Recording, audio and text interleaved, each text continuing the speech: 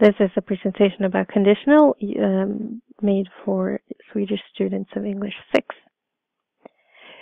Conditionals are used when you want to describe what could have happened if a certain condition had been filled. And in English you often use an if clause to express the condition.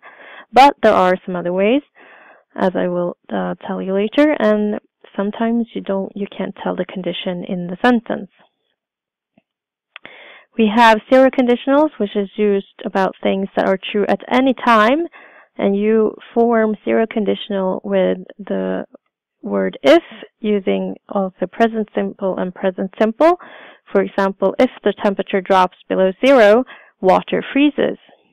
And this happens every time the temperature drops below 0, so that's why you use the present simple. We have the first conditional. You form the first conditional with if, present simple, and will, and you use the first conditional about things that are possible in the future. For example, if the weather is nice tomorrow, we'll go to the beach.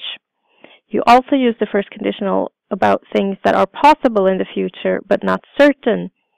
And in English, we usually use might instead of will. If it's hot tomorrow, we might go to the beach. You could also use first conditional with unless if you mean if not. We will go to the beach unless it rains.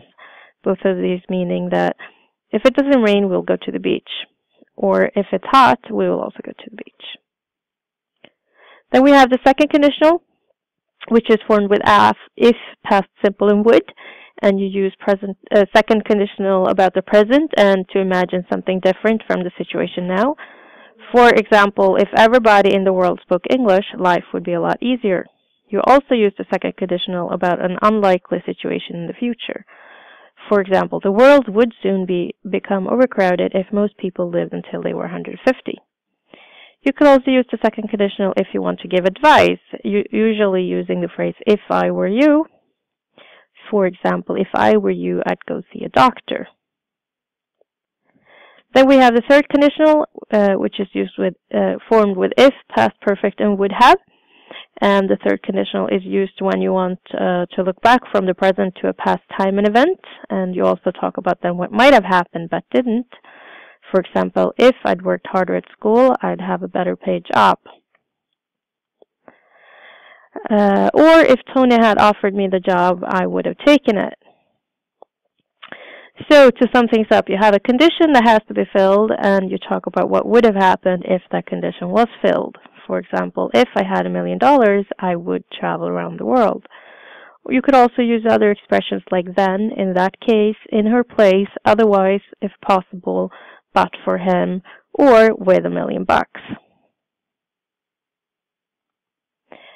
So, for example, this is what Alice would do if she had a chance. She would buy a ticket, she would go to the big city, she would get a job, and she would go out in the evenings.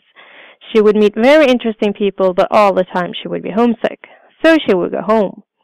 And then she would regret it all her life. It is the tense of the if clause that decides whether you should use would or would have. If you have past tense in the if clause, you use would. Or if you have past perfect, you use would have. If you took the puppy out more often, he wouldn't pee on the carpet. Or if you had taken the puppy out, he wouldn't have peed on the carpet. Note that in Swedish you usually use gjorde or vore instead of skulle, göra, skulle vara. In English, you have two expressions for this. You have would do or would be. For example, he would have done it if you had asked him.